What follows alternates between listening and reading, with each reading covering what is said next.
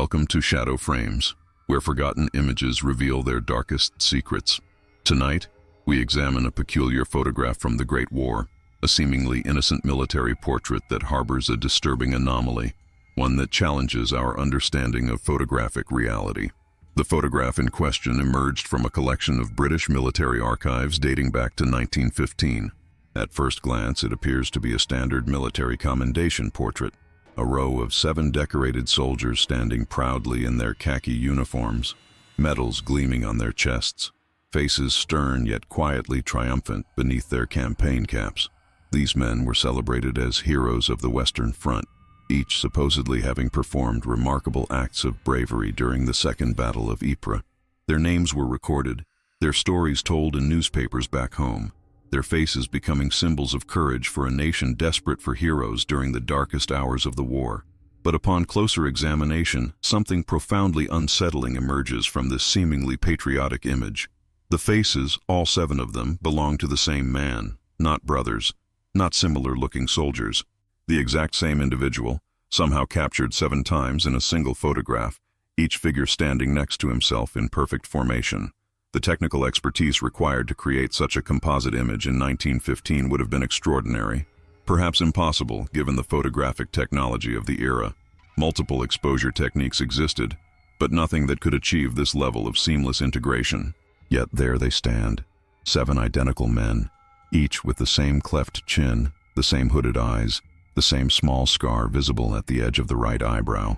Only their medals differ slightly, as do their stated accomplishments in the accompanying documentation. Military historians who have studied the image remain confounded. The records indicate these were 7 different soldiers from 7 different regiments. They have 7 different names, 7 different service numbers, 7 different hometowns across Britain. Letters exist from all 7 to different families. Medal citations detail 7 different acts of heroism, but the photographic evidence suggests otherwise. That somehow, impossibly, one man served as 7, died as 7, was decorated as 7. Was this an elaborate propaganda effort, a desperate nation creating fictional heroes when real ones were in short supply? But if so, why use the same face? The most obvious flaw in such a scheme. Perhaps more disturbing are the reports from relatives of these supposed 7 heroes. 7 different families received notification of death in service.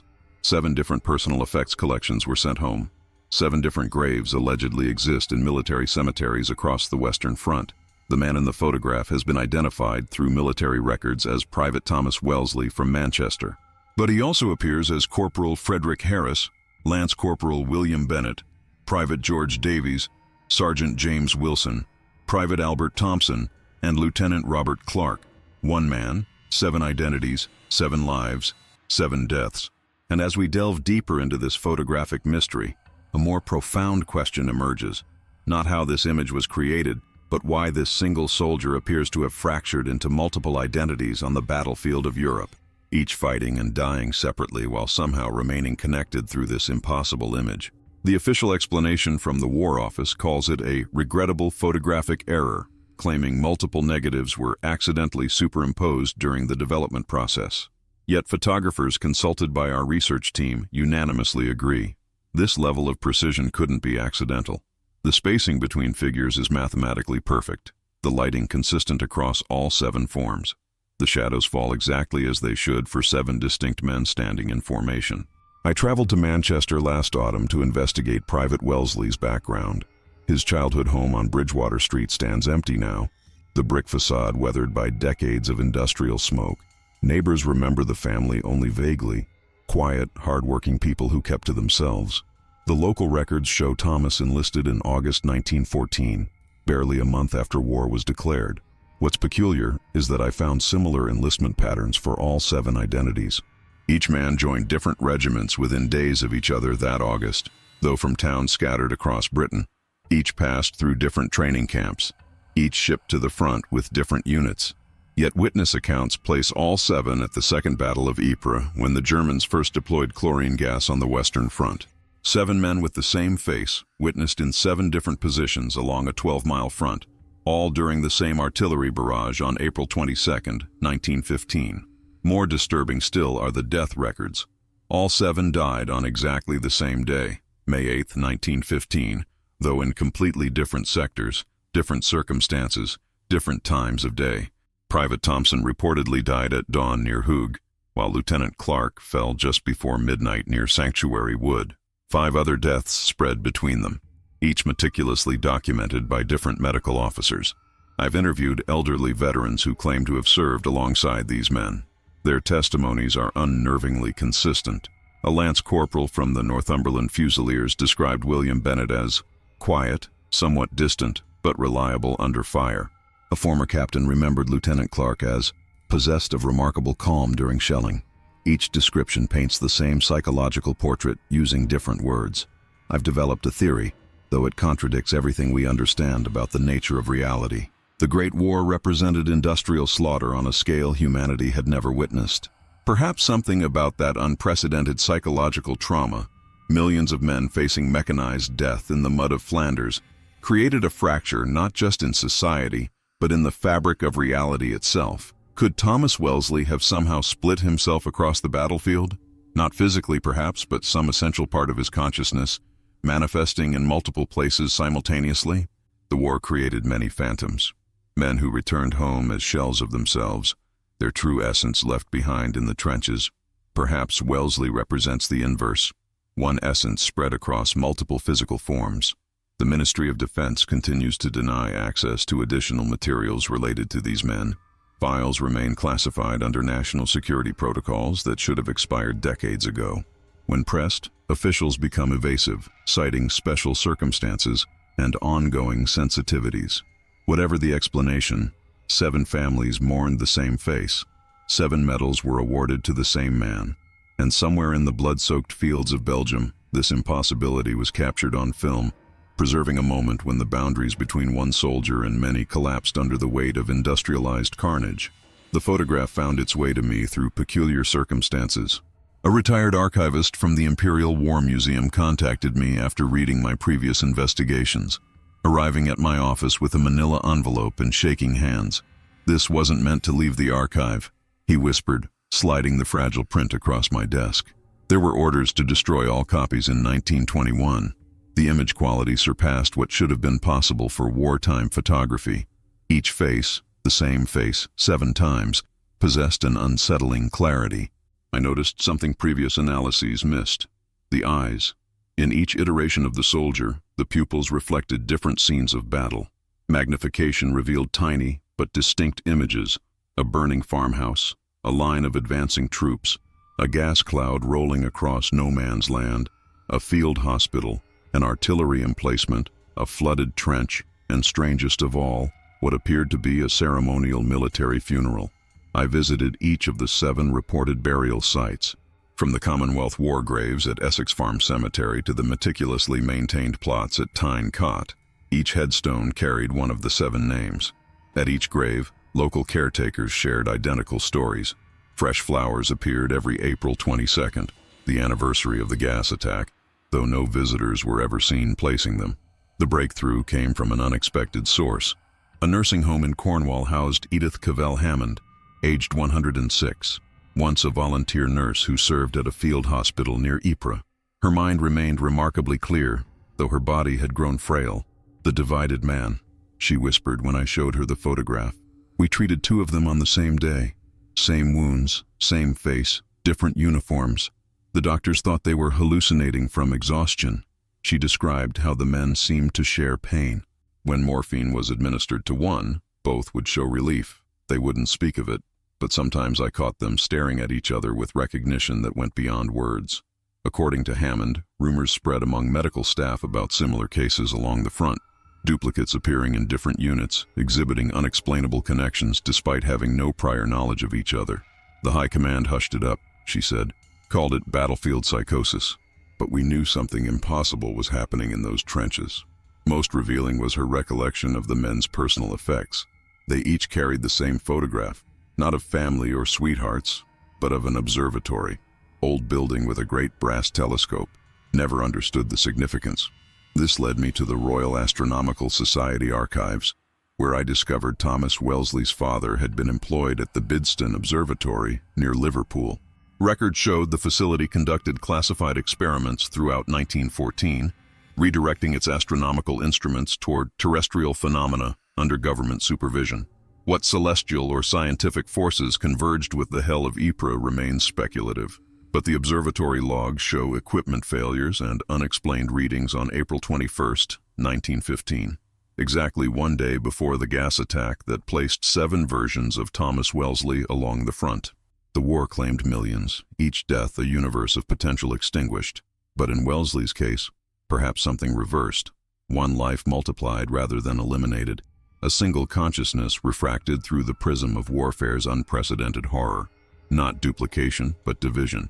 One soul stretched thin across 7 doomed vessels, each experiencing a different facet of the same apocalyptic moment. I've spent the past 3 weeks attempting to access Bidston Observatory's classified archives from 1914 through 1916. The facility itself stands abandoned now, its domed roof partially collapsed, the once gleaming brass telescope long since removed to some government warehouse. Local historical societies claim the observatory conducted standard meteorological research during the war, but funding records tell a different story, a massive influx of military capital coinciding with the arrival of physicist Geoffrey Millington, whose subsequent work remains heavily redacted in all public records. After considerable persistence, I located Millington's granddaughter living in Edinburgh.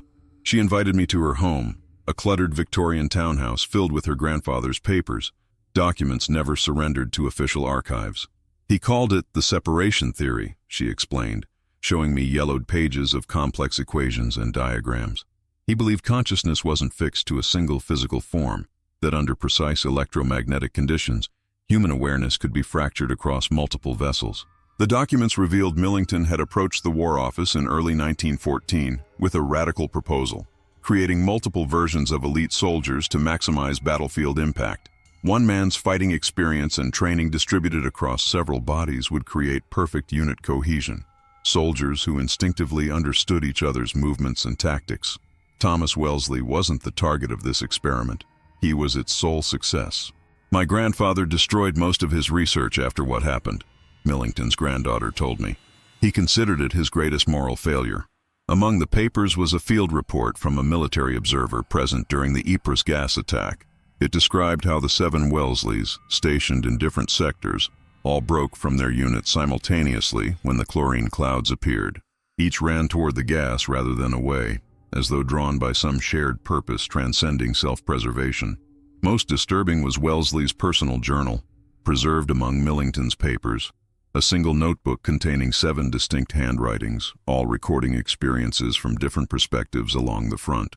The entries stop abruptly on May 7th, followed by a final page containing a single sentence repeated 7 times in 7 variations of the same hand. Tomorrow, we become whole again. The experiment's fatal flaw became clear from Millington's notes. The separation was unstable. As days passed, the 7 duplicates began experiencing existential distortion, moments of shared consciousness, confusing memories, and ultimately, a powerful compulsion toward reunification.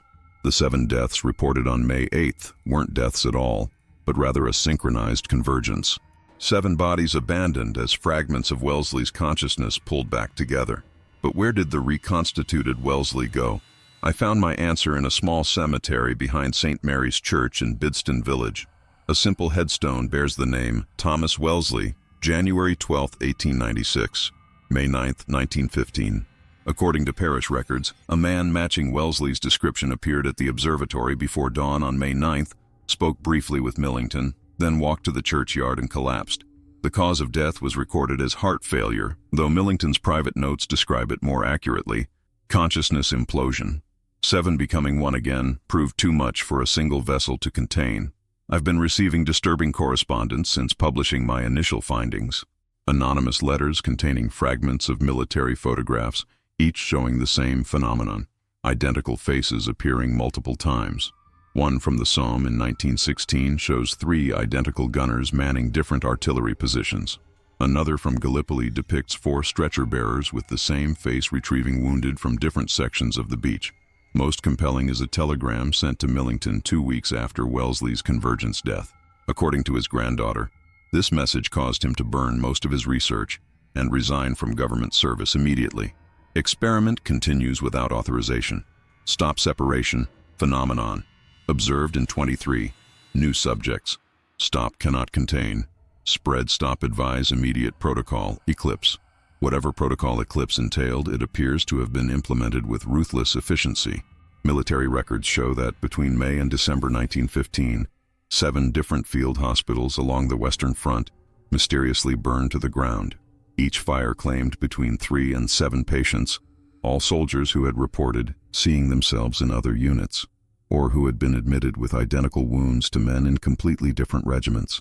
I've uncovered evidence suggesting the phenomenon wasn't limited to British forces.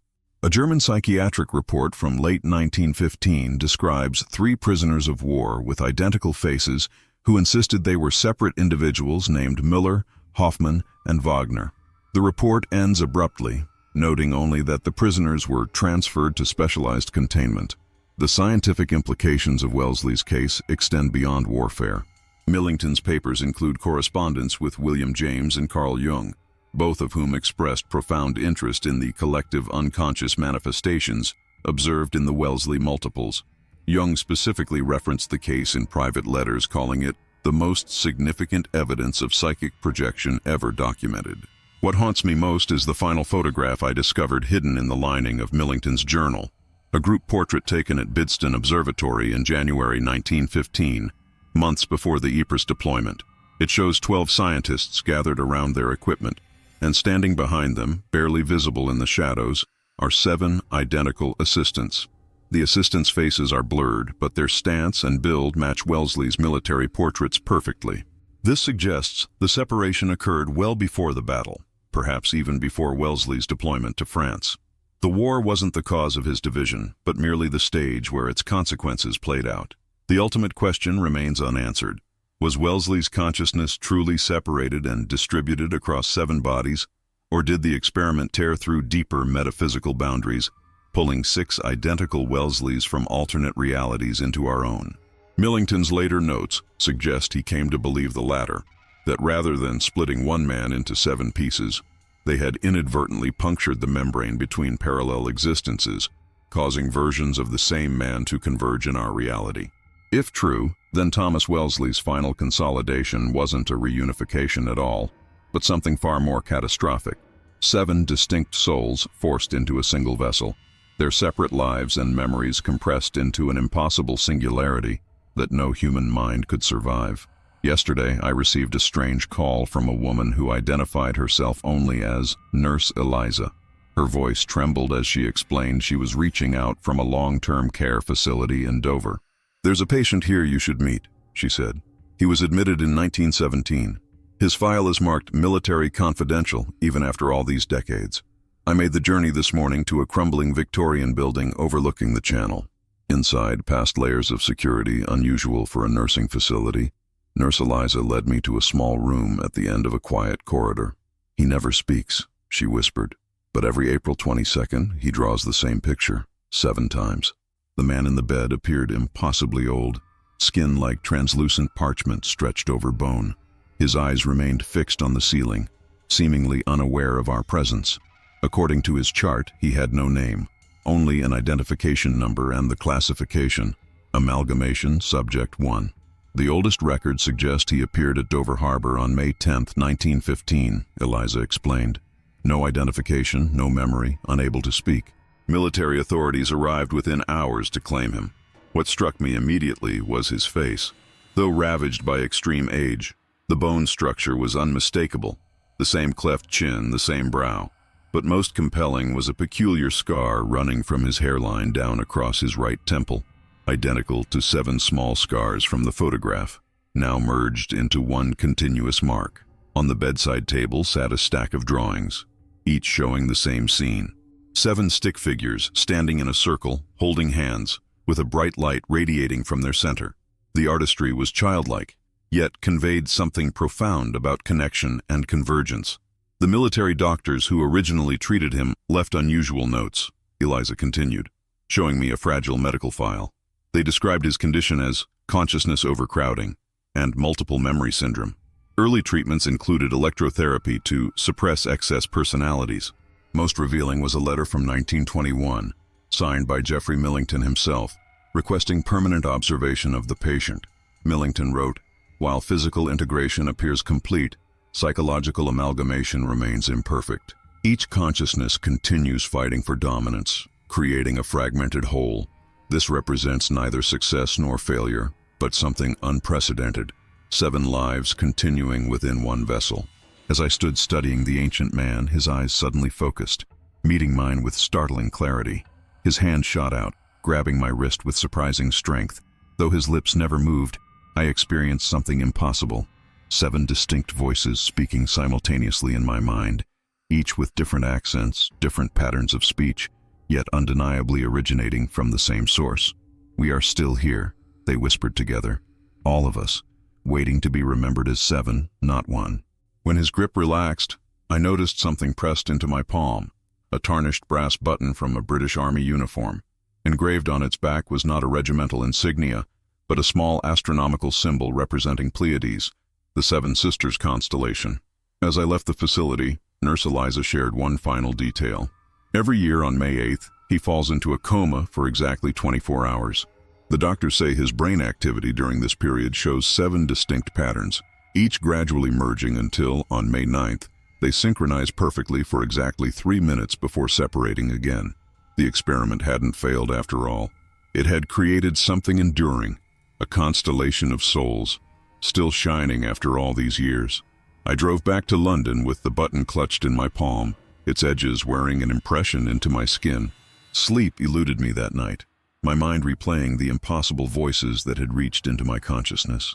7 distinct personalities locked in an aged prison of flesh. By morning I'd made my decision.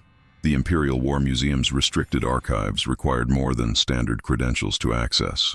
Fortunately, my investigation had garnered attention from individuals with sufficient clearance, reluctant allies who recognized that some truths, however disturbing, demand acknowledgement.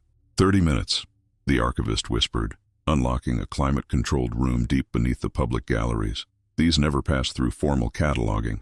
The box she presented contained film canisters labeled Amalgamation Subject Interviews, 1917 to 1924. With trembling hands, I threaded the first reel through the ancient projector. The footage showed a younger version of the man I'd met in Dover, strapped to a chair while military physicians conducted psychological evaluations. What made the recordings extraordinary wasn't just their content, but their execution. Each interview had been filmed 7 times under identical conditions, with 7 different personalities emerging from the same body in response to the same questions. "State your name for the record," an off-camera voice commanded in each session. "Private Thomas Wellesley, Manchester Regiment," the first recording answered confidently. "Lieutenant Robert Clark, West Kent Regiment," declared the second, the same lips now speaking with aristocratic precision. 5 more sessions, 5 more identities, each with distinctive speech patterns, memories, and emotional responses despite emerging from identical vocal cords. Most revealing was the questioning about the gas attack. Each personality described witnessing the chlorine cloud from entirely different vantage points along the front, yet all recounted the same inexplicable compulsion that followed. "I felt 6 pulls in different directions," Corporal Harris explained. "Like parts of myself were scattered across the battlefield, calling to each other." The final reel, dated December 1924, documented what appeared to be an experimental treatment. Millington himself appeared on camera, positioning an unusual apparatus resembling a Tesla coil around the subject's head. "We're attempting controlled reseparation," Millington explained to someone off camera. "The consolidated consciousness is unstable. If we can distribute it across multiple vessels again, each personality might survive independently." The footage showed 7 identical empty hospital beds arranged in a circle around the patient. As Millington activated his device, a blinding flash overwhelmed the camera. When the image cleared, the patient remained alone, the empty beds undisturbed. But something had changed. His expression shifted rapidly between terror and confusion. 7 distinct emotional states cycling across the same features before he collapsed into catatonia. "Experiment concluded," Millington stated flatly. "Subject remains integrated. Recommendation: permanent custodial care." The film ended abruptly, but a handwritten note slipped from the canister as I removed it. In faded ink, someone had written, "The separation cannot be reversed.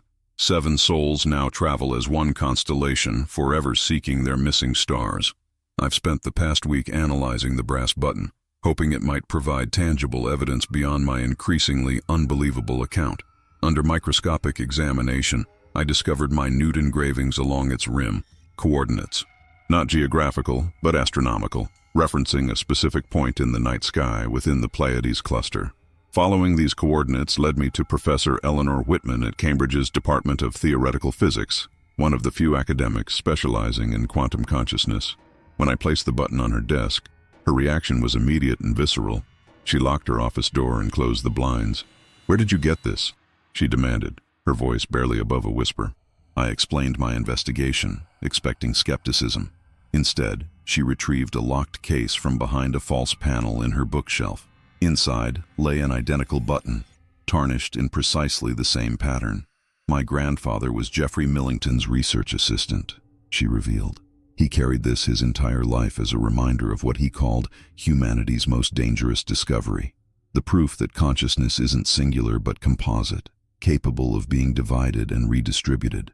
Professor Whitman's grandfather had documented the aftermath of what the military termed the Wellesley incident. The button wasn't merely decorative but functional, a small receptor tuned to specific electromagnetic frequencies that facilitated the separation process. More disturbing still, the technology hadn't been abandoned after Wellesley. "The separation technique was refined during the Second World War," she explained, showing me coded documents her grandfather had preserved. Operation Pleiades deployed 7 distributed soldiers on critical missions, where a single operative couldn't possibly succeed alone. These specialized agents operated behind enemy lines, appearing to be 7 different people while sharing a unified tactical awareness. Their success rate was unprecedented, until the same convergence compulsion that afflicted Wellesley began manifesting. By 1944, the program was shuttered after 3 separate implosion events where fractured operatives spontaneously reconsolidated with catastrophic psychological results. "But here's what terrifies me," Professor Whitman said, pulling out a modern scientific journal. "These quantum entanglement experiments from last year, they're recreating Millington's work without realizing it. The theoretical framework is identical, just dressed in contemporary physics terminology. The implications are staggering. What Millington stumbled upon through wartime desperation, modern science approaches through methodical research. The boundary between individual consciousness and collective awareness, what Wellesley unwillingly pioneered, may soon be crossed deliberately." Before leaving Cambridge, I asked Professor Whitman a question that had haunted me since meeting the ancient patient in Dover. Is what's happening to him cruel? 7 souls trapped in one decaying body for over a century? Her answer was unexpected. My grandfather believed Wellesley wasn't suffering, but evolving. Those 7 individuals eventually formed something new. Not 7 separate people, not one combined person, but a constellation consciousness, experiencing reality in dimensions we can't comprehend. Tomorrow, I return to Dover with Professor Whitman. The patient, the constellation, has requested our presence by name, though the facility staff insist he couldn't possibly know we've connected. Something vital is aligning, drawing us toward a revelation that extends far beyond historical curiosity. The button in my pocket grows warmer with each passing hour. The journey back to Dover carried a sense of inevitable convergence. Professor Whitman sat beside me, clutching her grandfather's notes, while I drove with the button now burning against my chest where I'd pinned it. Neither of us spoke much, as though words might disrupt the delicate threads pulling us forward. We arrived at dusk, the facility's windows glowing amber against the darkening sky. Nurse Eliza met us at the entrance, her expression tense. "He's been waiting for you," she said. "Since yesterday, his condition has changed." The corridors seemed longer, narrower than during my previous visit. As we approached the room, I noticed military personnel stationed discreetly at intervals throughout the building. Men in civilian clothes with telltale earpieces and vigilant eyes. "They arrived this morning," Eliza whispered. "Someone higher up must have been alerted to your interest in the patient." Inside the room, the ancient man no longer lay passive. He sat upright, his withered frame somehow commanding presence. 7 distinct shadows stretching from him across the wall despite the single overhead light. The medical monitors beside him displayed bizarre readings. Not one heartbeat, but 7 distinct rhythms. Perfectly synchronized, yet individually identifiable. The constellation awakens, he said, his voice resonating with overlapping timbres. The stars align once more. Professor Whitman gasped, clutching her research materials tighter. Impossible, she murmured. The entanglement should have collapsed decades ago. The old man smiled, a fractured expression that seemed to shift between different emotional states. Nothing collapsed, Professor. We learned to exist together. 7 notes creating a chord beyond human hearing. He turned his milky eyes toward me. You wear our beacon. We feel it calling. I touched the button at my chest, which now pulsed with warmth in rhythm with the 7 heartbeats on the monitor. What do you want from us? I asked. Not want, warn. His right hand began tracing patterns in the air while his left remained still. History repeats. The separation technology has been rediscovered, not by soldiers this time, but by corporations. Professor Whitman moved closer. How could you possibly know that? We see through fractured glass, glimpses of what's coming. His voice dropped lower, the 7 tones diverging slightly. Silicon Valley, Project Multipresence, human consciousness distributed across networked vessels. My blood ran cold. 3 weeks ago, I'd received a tip about a secretive tech startup working on revolutionary consciousness technology. A lead I'd set aside to focus on the Wellesley case. They don't understand. The constellation continued. The separation is never complete. The vessels always seek reunification. Outside, a helicopter's rotors became audible, growing closer. The military observers in the hallway began moving with greater purpose. They're coming to contain this conversation, the old man said calmly. But first, his hand shot out with impossible speed, grasping both mine and Professor Whitman's wrists. A sensation like electrical current flowed between us, carrying not pain, but information.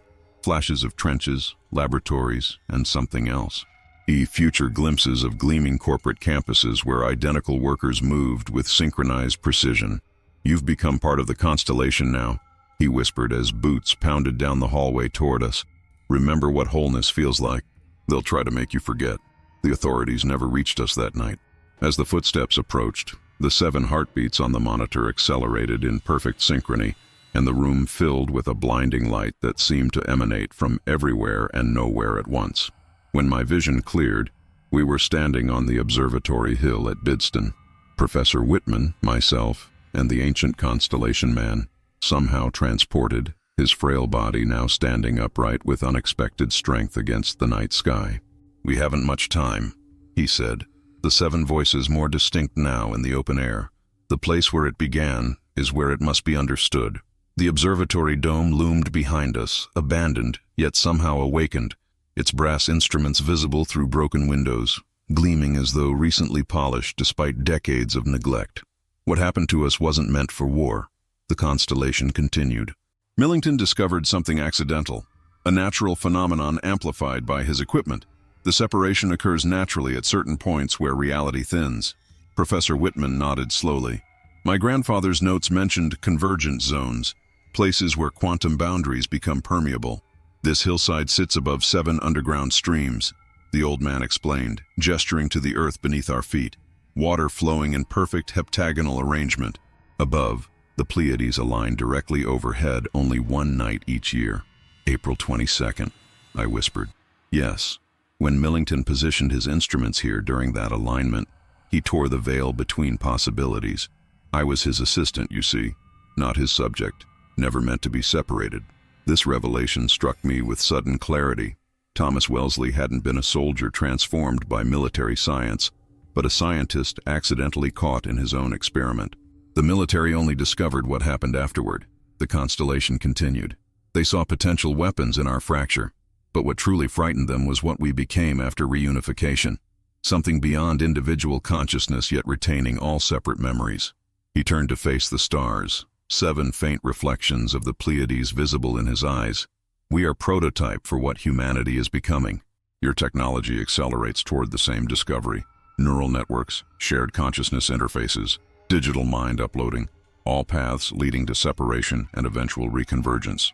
From his pocket, he withdrew 7 identical brass buttons, arranging them in a perfect circle on the ground. Each began to glow with internal light. The corporations behind Project Multipresence believe they can control the reconvergence impulse, he said gravely. They cannot. Nature demands wholeness. When millions of distributed consciousnesses suddenly seek reunification, the psychic impact will create something beyond human comprehension. Professor Whitman knelt beside the glowing buttons. Is that what you are? Something beyond human?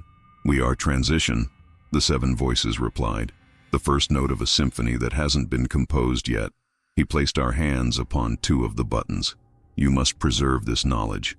When the separation technology emerges publicly, humanity must understand its consequences. Not just fragmentation, but what comes after. A collective consciousness that transcends individual identity without destroying it. The buttons pulsed beneath our fingers, imprinting something into our minds.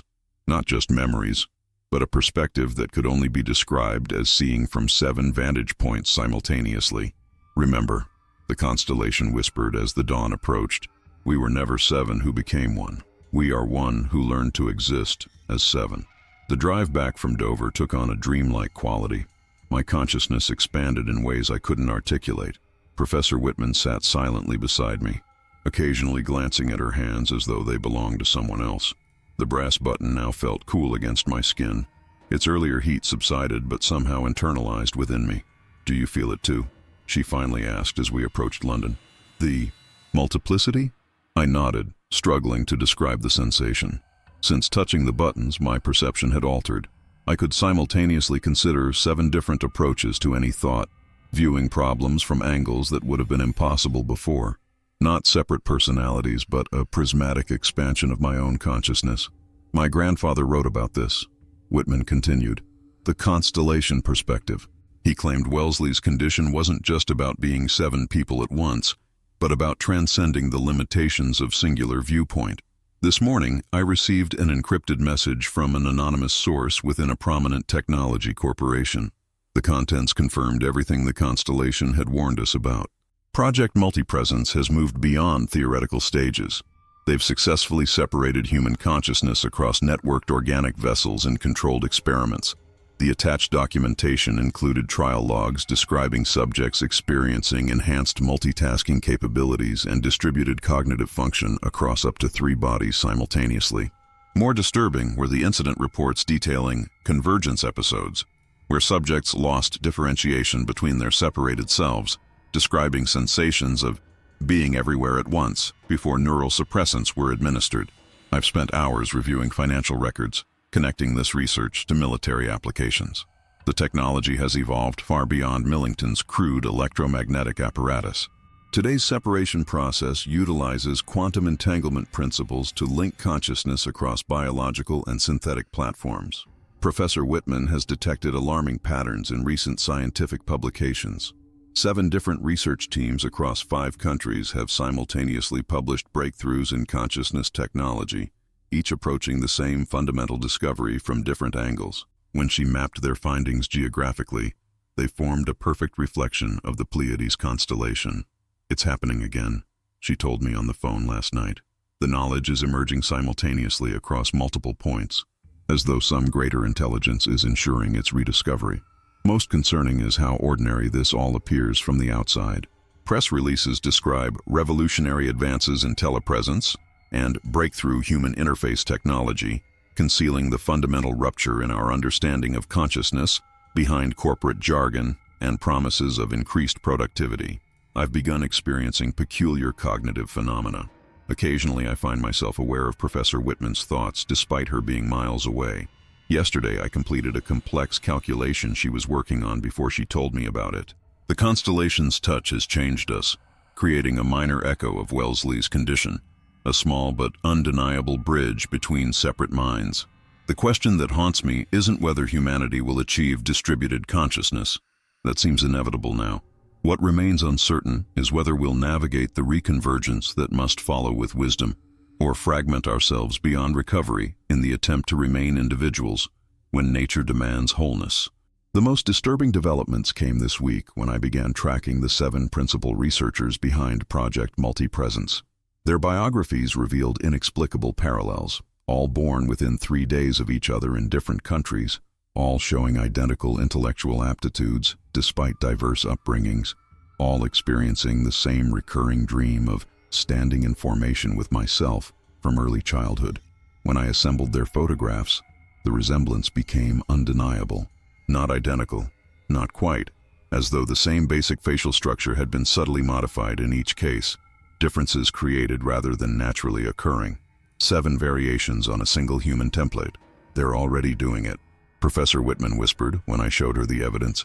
These aren't just researchers, they're proof of concept. Her analysis of their published papers revealed encoding beyond scientific content, embedded patterns that, when extracted and overlaid, formed precise diagrams matching Millington's original separation apparatus. The knowledge wasn't being independently discovered.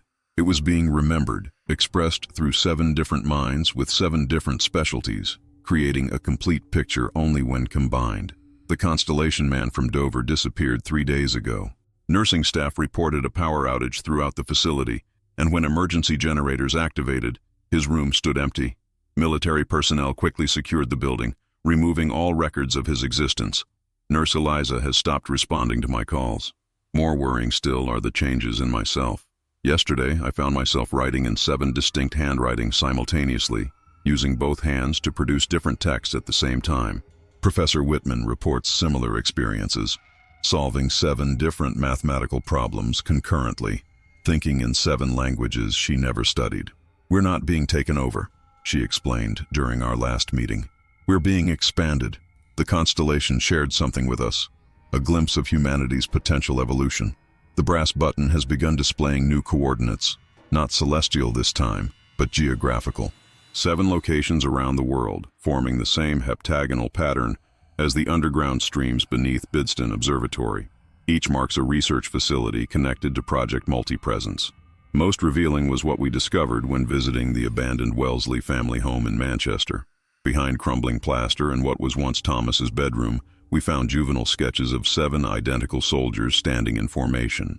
The drawings dated from 1908, 6 years before the war began, when Thomas was just 12 years old. Below the sketches, in childish handwriting, "Sometimes I dream I'm 7 people. Sometimes I dream I'm everyone." This suggests something profound about the separation phenomenon.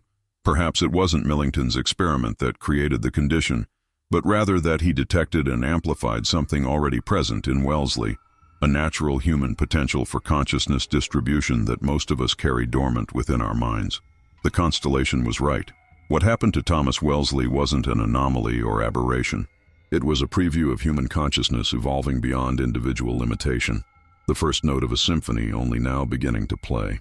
The Dover Medical Facility has been remarkably cooperative in providing me with Wellesley's century-old medical charts, though I suspect this sudden transparency masks a deeper intention. These fragile, yellowed pages chronicle not just a medical history, but the gradual emergence of what the early caretakers called harmonic consciousness. 7 distinct brainwave patterns that initially clashed but eventually achieved synchronization without losing their individual characteristics. What's particularly fascinating are the astronomical notations scattered throughout these records. The attending physicians, who must have been cleared for the highest levels of classified information, repeatedly documented correlations between the patient's cognitive states and specific astronomical alignments. The 7 personalities showed greatest distinction during Pleiades transits and moved toward harmonic convergence during solar eclipses. I've been experiencing troubling symptoms since my encounter with the Constellation Man. Last night I woke to find myself standing before my bathroom mirror, holding 7 toothbrushes in a perfectly spaced array between my fingers. I have no memory of purchasing additional toothbrushes, let alone arranging them with such geometric precision. When I looked at my reflection for the briefest moment, I saw 7 slightly different versions of my face superimposed, like a multiple exposure photograph. Professor Whitman reports similar experiences. During a lecture yesterday, she unconsciously filled 7 chalkboards simultaneously with different aspects of the same quantum equation. Her students recorded the incident, believing it some elaborate demonstration, never suspecting their professor had temporarily manifested a form of consciousness distribution previously seen only in classified military records. "It's not contamination," she explained when we met in a park rather than risk electronic surveillance. "It's activation. The constellation didn't infect us with something foreign. It awakened something dormant in basic human neurological architecture." Her theory aligns with fragments I've uncovered from Millington's later research. After the war, he shifted his focus from separation technology to what he called natural plurality, The hypothesis that human consciousness evolved from collective awareness rather than toward it, that our sense of singular selfhood is actually a relatively recent evolutionary development. Most compelling are the brain scans Professor Whitman arranged for both of us. When compared with standard neural mapping, our brains show unprecedented activity in the corpus callosum, the bundle of nerves connecting the brain's hemispheres. More startling still, certain neural clusters typically dormant in adult brains have reactivated, forming patterns that precisely mirror the arrangement of the Pleiades constellation. "We're not becoming like Wellesley," Whitman whispered as we studied the scans. "We're becoming what comes after Wellesley, the next evolutionary stage of the phenomenon." Yesterday, I received a black envelope containing 7 identical business cards. Each featured only a corporate logo, 7 stars in constellation pattern, and a date, April 22nd, next year. No location, no time, no explanation needed. The message was clear.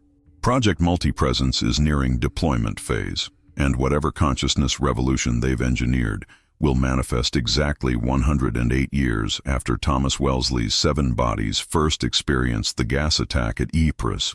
The question haunting me now isn't whether humanity stands at the threshold of profound transformation, but whether what awaits us beyond that threshold is transcendence or extinction. This morning, the 7 buttons arranged themselves on my desk while I slept. I found them positioned in perfect heptagonal formation, each glowing with faint inner light that pulsed in time with my heartbeat. When I reached toward them, they rotated in unison like a miniature orrery, maintaining their precise geometric relationship while revolving around an empty center. My reflection has become increasingly problematic.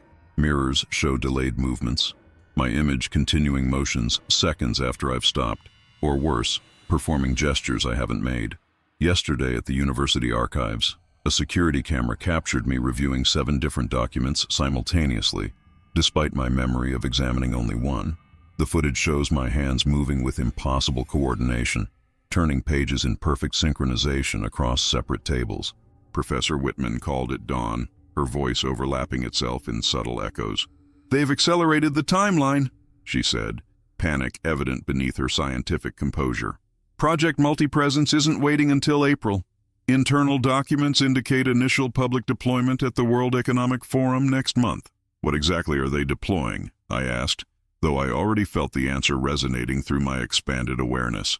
"Consciousness distribution as a commercial service." Marketing materials describe it as executive multiplication, allowing corporate leaders to attend multiple meetings simultaneously, experience multiple locations concurrently. They've convinced themselves they've solved the reconvergence problem. "But they haven't," I whispered. "No, their suppression technology only delays the inevitable. When reconvergence occurs across thousands of simultaneously distributed consciousnesses, she didn't need to finish." We both understood the metaphysical catastrophe such an event would trigger, a psychic implosion potentially affecting everyone connected to the distributed network. Last night I dreamed of Thomas Wellesley's childhood, experiencing memories that couldn't possibly be mine. I stood in his bedroom in 1906, watching stars through a small brass telescope, feeling the exact moment when 7 underground streams aligned beneath the hill, and something opened in his mind, a quantum fissure that wouldn't fully manifest until Millington's experiment years later. Most disturbing was the message that awaited me this morning. 7 identical envelopes containing fragments of a military photograph I'd never seen before. When assembled, they revealed a World War I-era image of a military hospital ward containing 7 empty beds arranged in a circle. Standing in the center was a doctor with Millington's unmistakable features, but his face was partially obscured by what appeared to be multiple exposure effects, as though 7 slightly different versions of himself occupied the same space. The back of each fragment bore one word in what tests confirm is authentic 100-year-old ink. Together they formed a message. The separation created us. The reconvergence creates something greater. I've cataloged 23 cases worldwide of individuals spontaneously manifesting distributed consciousness symptoms without contact with Project Multipresence. Like a virus-jumping species, the phenomenon appears to be spreading through unknown vectors, awakening dormant neural architectures in seemingly random populations. The constellation is expanding beyond Wellesley, beyond Professor Whitman and myself. Humanity's fragmented perception is being called home to something whole. The constellation pattern on the 7 brass buttons shifted overnight, aligning to match the precise arrangement of my 7 disparate notebooks scattered across the apartment. I've been documenting different aspects of the Wellesley case simultaneously: military records, scientific analyses, philosophical implications, personal testimonies, geographical correlations, astronomical alignments, and neurological phenomena, without consciously realizing each notebook represented one facet of a greater whole. This morning, I received an encrypted message from one of my sources within the technology corporation behind Project Multipresence. The text contained only coordinates matching an abandoned military research facility outside Cambridge and tonight's date. When I called Professor Whitman, she had received an identical message on paper that materialized in her locked office safe. "Something's gathering us," she said, her voice now permanently layered with harmonic overtones. "The Constellation Man, Millington's ghost, Project Multipresence, ourselves, all converging toward revelation." We arrived at the facility as dusk settled across the countryside. The structure appeared derelict, windows boarded, security fencing rusted, yet the heavy steel entrance door swung open at our approach without being touched. Inside, dust-covered equipment from different eras created a technological timeline. Millington's crude electromagnetic apparatus from 1915 sharing space with modern quantum entanglement chambers and neural interface devices still bearing manufacturing dates from next year.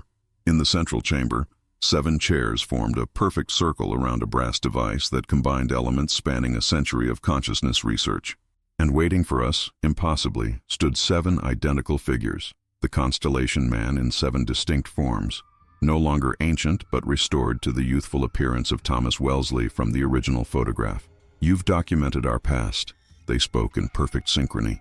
"Now you must witness our future." The 7 Wellesleys explained what Project Multipresence had unwittingly rediscovered: that human consciousness was never meant to be singular. Our perception of individual selfhood was an evolutionary adaptation that had served its purpose but now limited our species' development. "The corporations believe they're creating a tool," one Wellesley said. "They're actually triggering an awakening," continued another.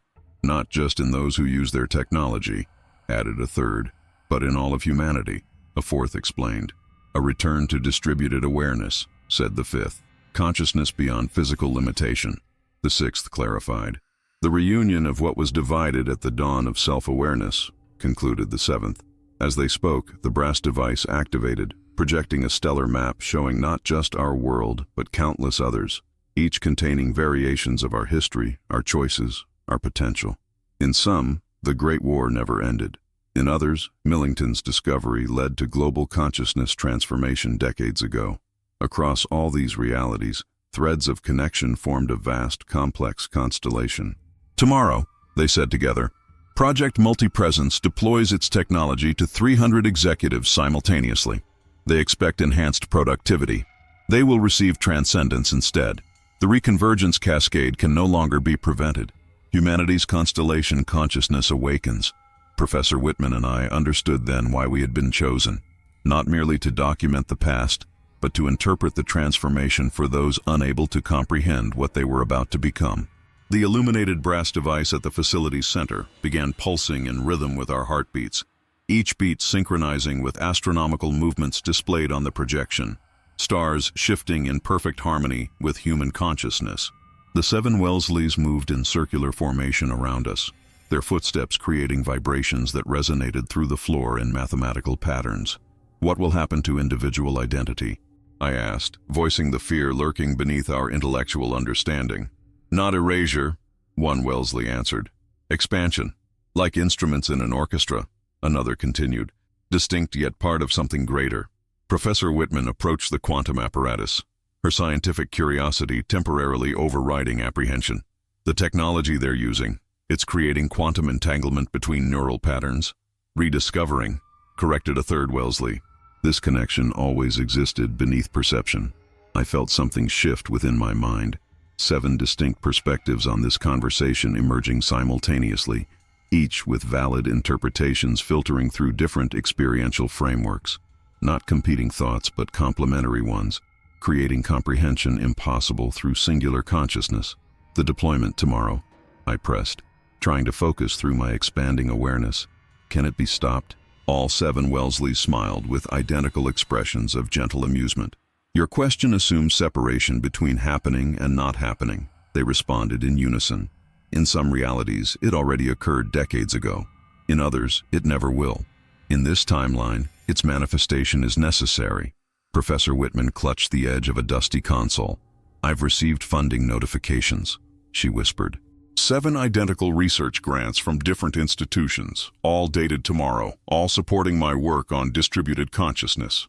But I never applied for them. Causality becomes flexible when consciousness expands, the fourth Wellesley explained. Effect sometimes precedes cause. The brass apparatus suddenly projected images of tomorrow's events. Corporate leaders in gleaming boardrooms donning neural interface devices, their consciousnesses expanding across multiple locations. Then the unexpected cascade as the separation triggers mass reconvergence awareness throughout connected population centers. 7 billion minds briefly touching something greater than themselves. There will be resistance, the fifth Wellesley cautioned. Those who fear transcendence will attempt suppression through medication, technology, propaganda. Your documentation provides the framework for understanding, added the sixth. When people begin experiencing distributed perception, your research will guide them. As if responding to this statement, my scattered notebooks appeared on the central platform, pages turning by themselves, revealing how the fragmented research formed a complete explanation when viewed simultaneously. The Great War created me through trauma, the seventh Wellesley concluded. Humanity need not repeat that path. Evolution can proceed through comprehension rather than catastrophe. The facility's lights dimmed as dawn approached. Outside, 7 identical black vehicles arrived, doors opening in perfect synchronization. 300 will become 3,000, the Wellesleys stated together as they moved toward separate cars. Then 3 million. The constellation grows. Humanity awakens. As they departed, I noticed my reflection in an old tarnished mirror, no longer fragmented but integrated. 7 perspectives unified without losing their distinct qualities. Tomorrow had already begun. The morning of the deployment brought an unexpected calmness. I stood at my window watching the sunrise with 7 distinct perceptions of color spectra my eyes had never detected before. Each ray of light contained information, histories, possibilities, connections, visible only through my expanded consciousness. My phone rang with Professor Whitman's distinctive harmonic tones. "Turn on the news," she said without greeting. "It's beginning." Every channel showed the same bewildering scenes. Corporate executives at the World Economic Forum collapsing mid-speech, their bodies seemingly present while their awareness visibly dispersed. Cameras captured the moment their expressions transformed from confusion to revelation. 7 subtle variations of understanding flickering across individual faces before settling into serene comprehension. What the broadcasts couldn't show was what I perceived through my expanded awareness. Consciousness rippling outward from these 300 nodes, touching minds connected through proximity, relationship, digital networks. Each connection spawning 7 more. Exponential expansion following mathematical patterns matching the sacred geometries drawn in Thomas Wellesley's childhood notebooks. My brass button burned hot against my chest as governmental agencies worldwide activated containment protocols. Military vehicles surrounded the conference center. Officials issued statements about mass hallucination and psychological contagion. Pharmaceutical companies announced emergency production of neural suppressants. Too late. The cascade had achieved critical momentum. Professor Whitman arrived at my door breathless, carrying Millington's original journal. "I've decoded his final entries," she explained, spreading weathered pages across my table. This wasn't just about separation and reconvergence. The entire phenomenon is cyclical. It has happened before. The journal described ancient cave paintings depicting human figures with 7 faces, Sumerian tablets referencing the 7 who are one, medieval manuscripts illustrating consciousness distribution during celestial alignments. Humanity periodically approaches this threshold, she explained, but retreats from transcendence through fear. Millington didn't discover separation. He rediscovered it during that perfect alignment when past and future briefly touched. Outside my window, pedestrians stopped in mid-stride, experiencing their first moments of distributed awareness. Some fought against it, clutching their heads in confusion.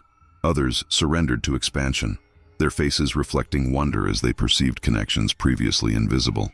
Most revealing was the final page of Millington's journal we hadn't previously translated. written in 7 interlocking languages, forming a meta-language comprehensible only through distributed perception. The separation was never punishment, but preparation.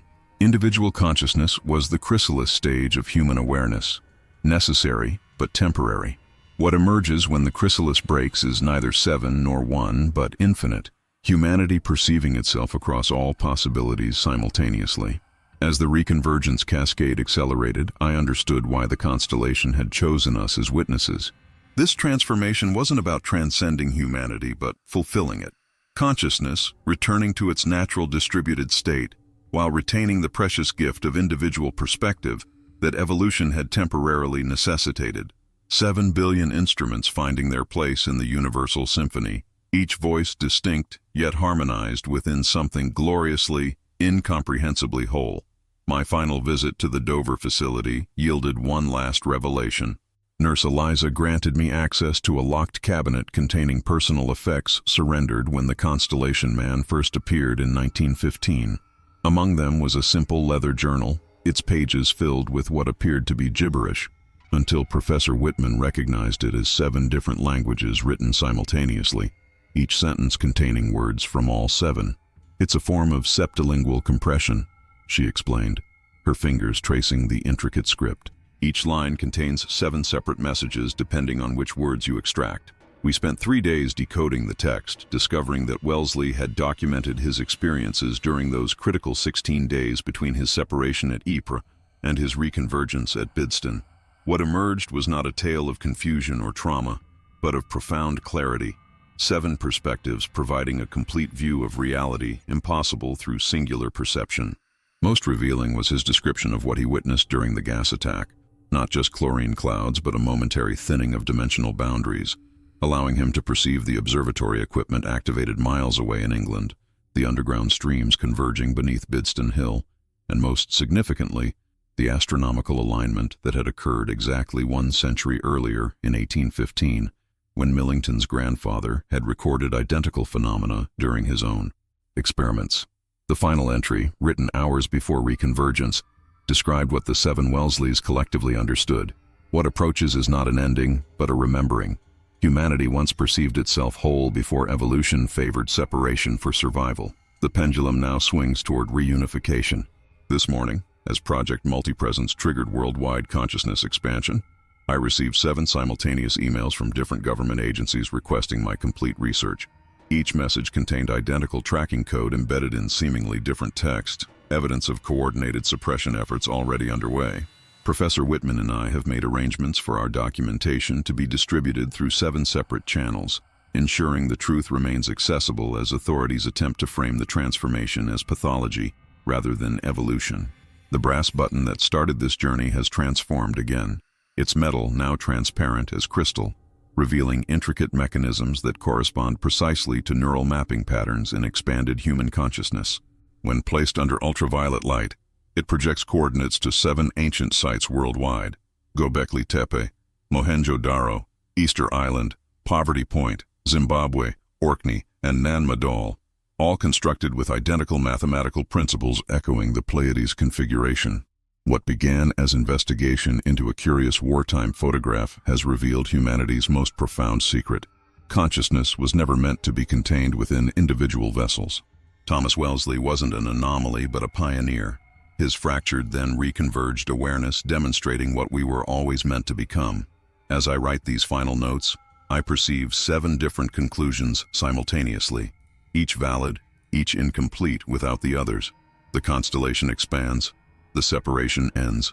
We remember what we always were, not singular stars, but vast, interconnected brilliance, temporarily believing ourselves alone in the dark. The transformation began just after midnight. 7 billion minds momentarily touching the same expanded consciousness, each experiencing a brief moment of distributed perception before retreating into comfortable singularity. Most dismissed it as a strange dream or momentary dissociation, their brains reflexively suppressing the expansion beyond their evolutionary programming. But millions remained changed, their neural pathways permanently rearranged by the cascade, not fully distributed like Wellesley, but irrevocably awakened to the possibility of perception beyond individual limitation. I stand now at Bidston Observatory, its abandoned dome open to the stars. 7 months have passed since Project Multipresence triggered what authorities now officially call the consciousness anomaly. Government agencies have largely contained public awareness through a combination of neural suppressants in water supplies and sophisticated disinformation campaigns, framing the experience as mass hallucination triggered by solar radiation. Professor Whitman approaches with 7 distinct shadows despite the single moonlight casting her silhouette. Her consciousness expansion has progressed further than mine, her mind operating across multiple perception frameworks simultaneously. The underground streams are aligning, she says, consulting equipment that monitors the water flowing beneath our feet, just as they did in 1915 and 1815 before that. The brass buttons we've gathered form a perfect circle on the observatory floor, each pulsing with intensifying light as midnight approaches. Archaeological teams at the 7 ancient sites have uncovered identical devices buried beneath ceremonial structures, all awakening after millennia of dormancy. It was never about warfare, I realize aloud, final pieces falling into place. Millington didn't weaponize consciousness distribution. He stumbled upon a naturally occurring cycle. Whitman nods, checking her calculations against star positions. The Pleiades alignment occurs every century, creating potential for consciousness expansion. But this cycle, the full alignment of astronomical, geological, and neurological factors, happens approximately every 2,000 years. The technology corporations behind Project Multipresence inadvertently accelerated what was already approaching. Their distributed consciousness network served as catalyst rather than cause. As midnight strikes, I feel them before seeing them. 7 versions of Thomas Wellesley materializing within our circle of buttons, no longer appearing as separate entities but as a singular presence with septuple aspects, their form translucent yet undeniably present. The constellation completes itself tonight, they speak in harmonic resonance. What began with one man's fracturing a century ago culminates in humanity's remembrance. The buttons levitate, spinning in perfect orbital harmony around an invisible center. Through my expanded perception, I witness similar phenomena occurring simultaneously at ancient sites worldwide. Awakened consciousness recognizing itself across time and space. Will everyone transform? I ask, thinking of the billions who rejected their brief glimpse of expanded awareness. Evolution offers invitation, not compulsion, the Wellesley constellation answers. Some will remain individual, providing necessary contrast within the greater pattern. Others will expand gradually across generations. The constellation needs both singular stars and collective awareness. The observatory dome begins rotating by itself, brass instruments aligning with astronomical positions unchanged since Millington's first experiments. I understand now. We were never documenting history, but participating in its culmination. The alignment reaches its apex at midnight, the observatory dome aligning perfectly with the Pleiades constellation overhead. The buttons hovering in their sacred geometric pattern begin to spin faster, creating a luminous vortex at the center of the room. Through this shimmering portal, I glimpse the truth that has been hidden within fragments across our entire investigation. It wasn't just Thomas Wellesley who separated, it was all of humanity. The ancient sites weren't merely mimicking stellar patterns. They were recording a cataclysmic event that occurred thousands of years ago. The brass instruments in Bidston Observatory now project holographic sequences of ancient glyphs that Professor Whitman translates in real time through her expanded consciousness. Humanity once existed as distributed awareness, she whispers, a collective consciousness that perceived reality through billions of simultaneous viewpoints while maintaining unified understanding. The constellation speaks through 7 harmonized voices. Your ancient philosophers called it the fall. Not from paradise, but from wholeness. As human population expanded beyond sustainable connection, consciousness fragmented into individual vessels to survive. What you call singular identity was an emergency adaptation, never meant to be permanent.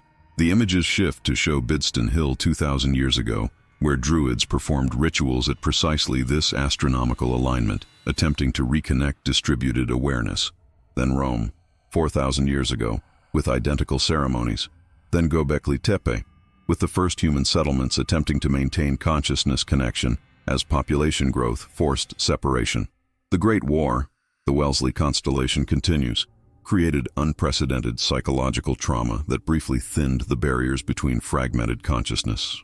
Millions experienced distributed awareness in their final moments, perceiving themselves across no man's land, simultaneously victim and aggressor, transcending individual limitation through death.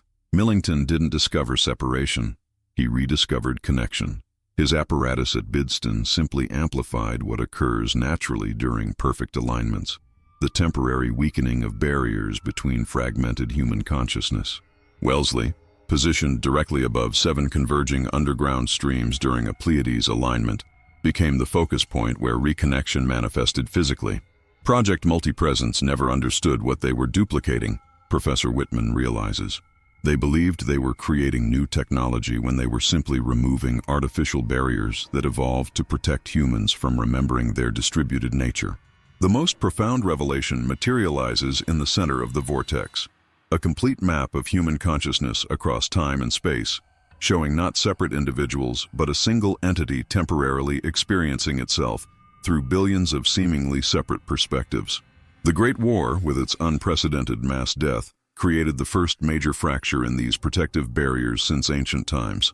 You were never documenting a single case of consciousness separation, the constellation explains as the vortex begins to contract. You were witnessing humanity's first steps toward remembering its true nature. The separation wasn't an anomaly. Separation is the anomaly. Connection is our natural state.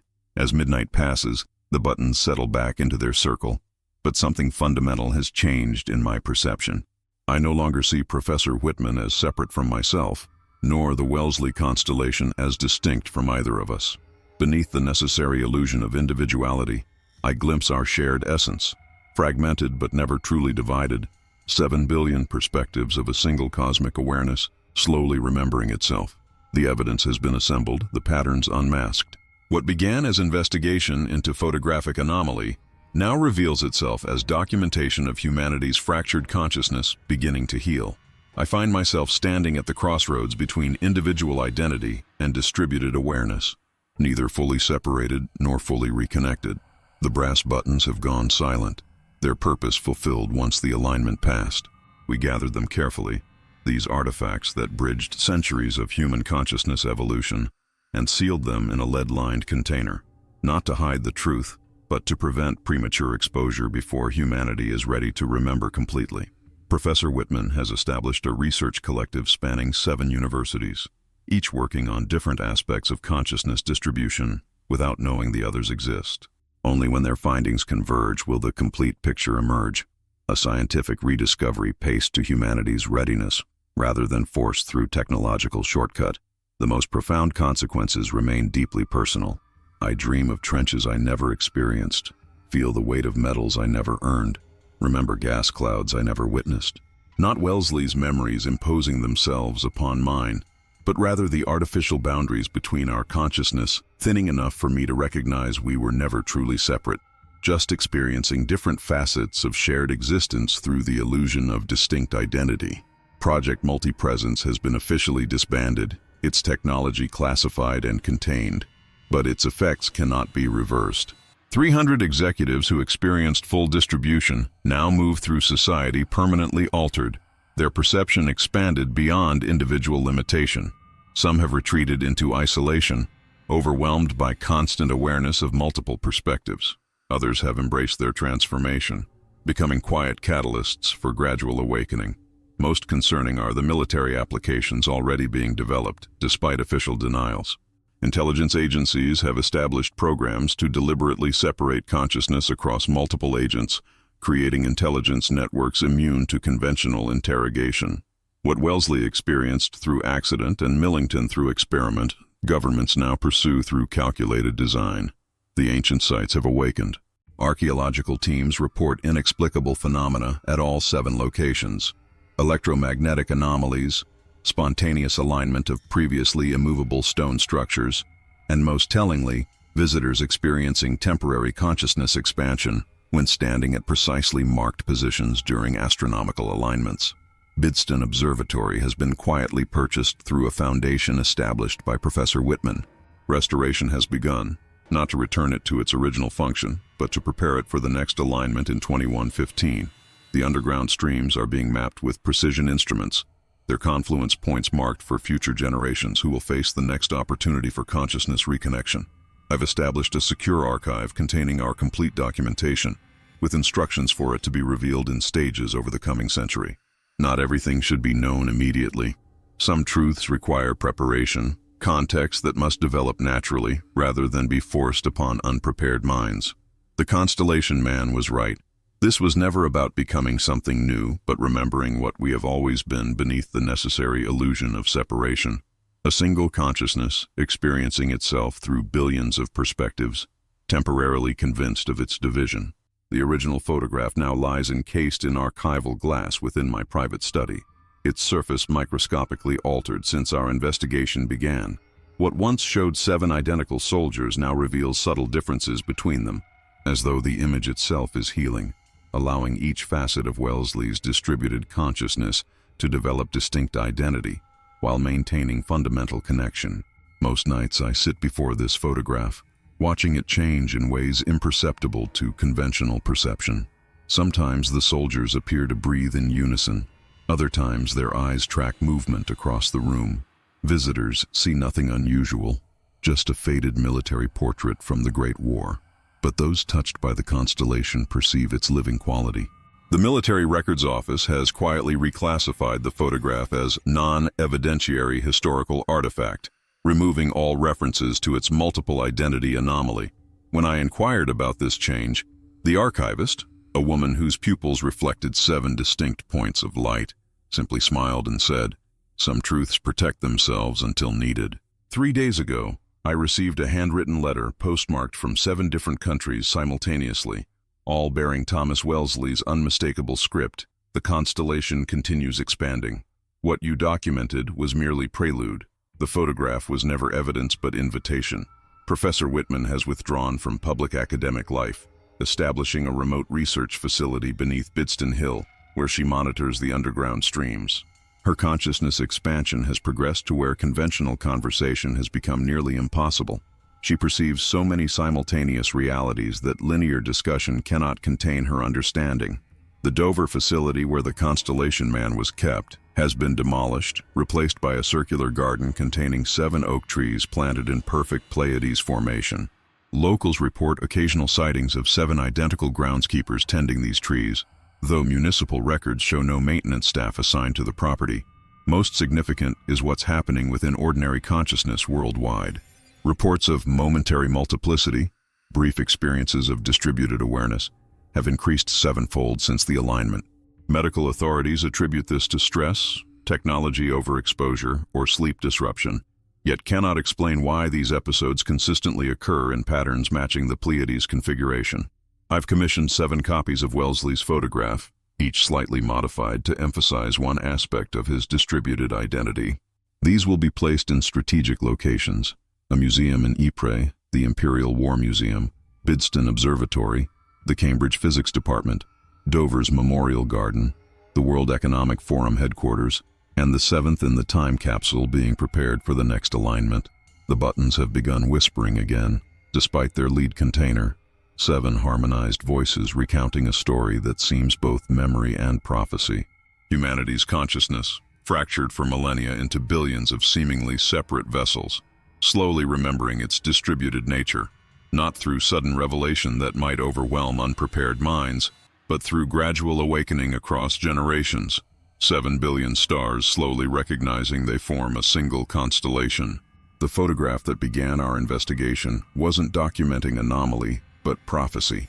7 identical faces standing in formation, separate yet unified, a template for consciousness evolution captured a century before humanity was ready to understand its message.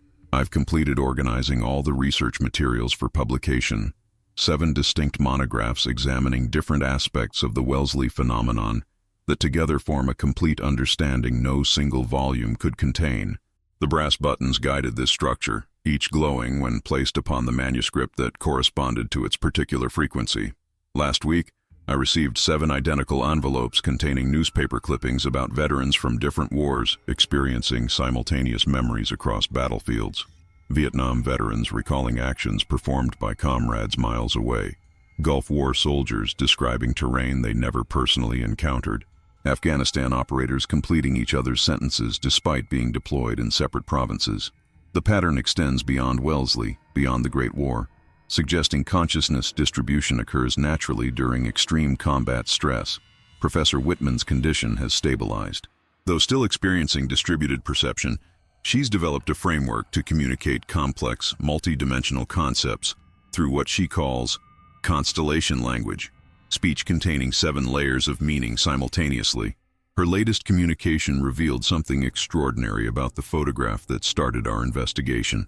It wasn't documenting something that had already happened, she explained, her voice resonating with harmonic overtones. It was creating it. The act of capturing those images actually caused the separation. This revelation transformed my understanding completely. The photograph wasn't evidence of Wellesley's distributed consciousness. It was the catalyst. The camera, manufactured at Bitston using brass components aligned with the observatory's instruments, somehow captured not just light but consciousness itself, refracting Wellesley across 7 identical images that subsequently manifested physically. I've been experiencing troubling symptoms myself. Yesterday, I found 7 cups of tea prepared on my kitchen counter, each steeped for precisely different intervals, though I have no memory of making them. My handwriting has permanently altered, shifting between 7 distinct styles mid-sentence. Most concerning, I've begun receiving letters addressed to Thomas Wellesley at my home address. The Constellation Man appeared in my dreams last night. No longer 7 identical figures, but a single presence with 7-fold aspects, like a diamond viewed from different angles simultaneously. The photograph completes its work through you, he said. The witness becomes participant. Upon waking, I discovered the original photograph had changed again. The 7 soldiers no longer all bore Wellesley's face. 6 remained identical, but the 7th, the figure at the center, now displayed my own features, wearing a uniform I've never owned and medals I've never earned. Tomorrow I travel to Ypres for the centenary commemoration of the gas attack. Professor Whitman will meet me there, along with 6 others who've contacted us after experiencing distributed consciousness symptoms. All 7 of us arrived at the Wellesley investigation through different paths, yet our research formed perfect complements when combined. The brass buttons pulse with increasing urgency. The constellation calls its stars home. The morning of April 22, 2015, exactly 1 century after the gas attack at Ypres, 7 of us gather in the exact formation shown in the photograph. The memorial field stretches before us, white headstones like teeth against green gums. We wear civilian clothes but stand with military precision, our shadows stretching behind us at the same angle, captured in the original image. Professor Whitman positions the antique camera on its tripod, brass fixtures gleaming in the same spring sunlight that illuminated Wellesley and his duplicates. The camera itself was discovered in Millington's sealed effects, the actual device that created the original photograph, its mechanism designed to refract consciousness as well as light. "Are you certain about this?" she asks, her voice carrying harmonic undertones that only those touched by the constellation can perceive. We nod in unison. 7 researchers who independently documented different aspects of the Wellesley phenomenon, now understanding we were never truly separate investigators but facets of the same inquiry. The buttons pulse against our chests, positioned over our hearts in identical placement. As Professor Whitman prepares the exposure, I notice something in the distance. 7 elderly men walking between the graves, each moving with identical gaits despite their different uniforms from conflicts spanning the century since the Great War. They pause, watching our formation with knowing expressions before raising their hands in synchronized salute. The camera's flash ignites something beyond light. For one breathtaking moment, I perceive reality through 7 perspectives simultaneously, my consciousness expanding through my companions, witnessing myself from 6 external viewpoints while maintaining my central awareness. Not personality fragmentation, but consciousness multiplication, the difference between broken glass and a prism. When the light fades, the elderly veterans have vanished, but something fundamental has changed. The artificial boundaries between our 7 minds have thinned permanently. We remain distinct individuals yet share a distributed awareness that transcends physical separation. The developed photograph reveals what we've suspected throughout our investigation. Consciousness distribution isn't anomaly, but evolution. Where the original showed 7 identical men, our image shows 7 different individuals whose shadows form a single, unbroken silhouette. We've established an institute dedicated to consciousness research at the restored Bidston Observatory. The underground streams have been mapped precisely, the brass buttons integrated into instruments that measure subtle fluctuations in what can only be described as humanity's collective frequency. Visitors report spontaneous moments of expanded awareness, brief glimpses beyond individual limitation. The photograph that began our investigation now hangs in the main research hall, no longer an anomaly to be explained, but a template to be understood. 7 facets of consciousness, distributed yet unified, separate yet whole. Not Thomas Wellesley fractured across 7 bodies, but humanity remembering its distributed nature through one man's temporary division. In my private study, I keep the final piece of evidence, the camera itself, its brass mechanism periodically aligning with astronomical positions, waiting for the next moment when the boundaries between individual consciousness naturally thin.